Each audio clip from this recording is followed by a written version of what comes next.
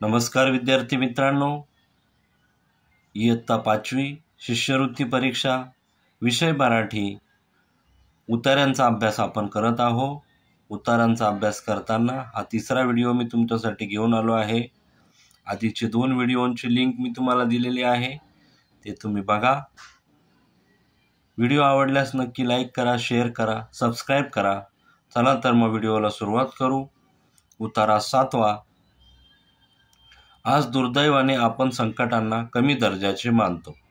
जे श्रमजीवी आहे त्यांना फारशी संपत्ती मिळत नाही, त्यांची फारशी भरभराट होत नाही असे चित्र दिसते आणि बुद्धिजीवी म्हणून काम करणारे खूप पैसा मिळवताना दिसतात, परंतु श्रम कमी दर्जाचे असतात हे कारण त्यामागे नाही।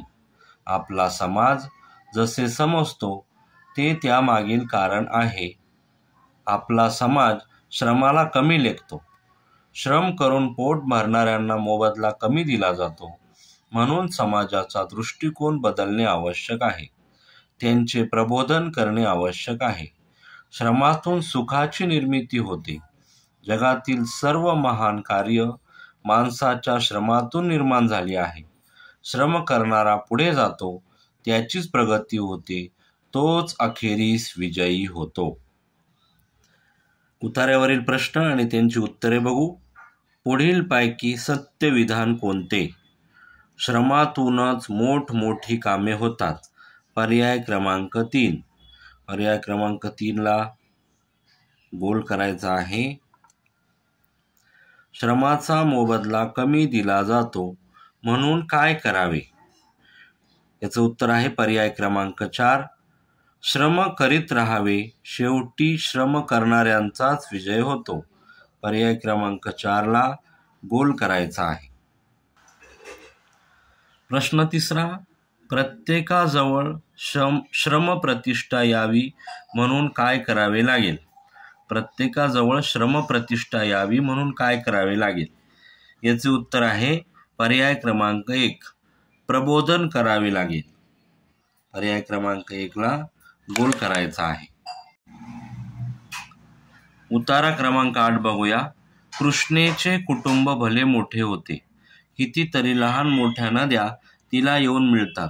गोदावरीप्रमाणेच कृष्णेलाही महाराष्ट्र माता म्हणता येईल। नरसोबाच्या वाडीला जात असताना गाडी नावेवर चढवून आम्ही कृष्णा पार केली होती। ते कृष्णेचे दुसरे दर्शन। एका बाजूला उंच दरड आणि दुसऱ्या बाजूला दूरवर पसरलेला गाळाचा विस्तार व त्यात होणारी वांगी, काकड्या, कलिंगडे, टरबुजे यांचे अमृतमळे। कृष्णा काठाची ती वांगी ज्याने एकदा चाखली की त्याला वारंवार खावीशी वाटतील। सतत 1-2 महिने ती सारखी खात राहिलो तरीही तृप्ती होणार नाही, पण वीट येणे दूरच राहिले।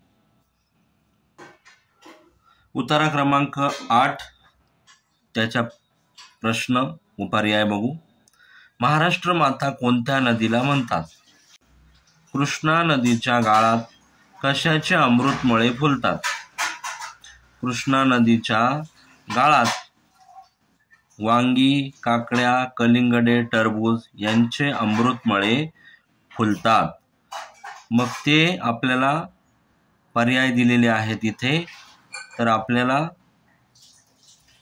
काकड्या, टरबुजे, कलिंगडे, वांगी 4ही पर्याय आहेत, तर आपला पर्याय क्रमांक 1 होईल। पर्याय क्रमांक 1ला गोल करायचा आहे। पुढीलपैकी कोणत्या अर्थाचा वाक्प्रचार उतार्यामध्ये आलेला नाही? उतारामध्ये न आलेला वाक्प्रचार शोधायचा आहे, मग तो आहे पूर्ण करणे। या अर्थाचा वाक्प्रचार उतार्यात आलेला नाही। मराठी या विषयातील उतारा या घटकातील शेवटचा उतारा आपण पुस्तकातील आता वाचत आहोत।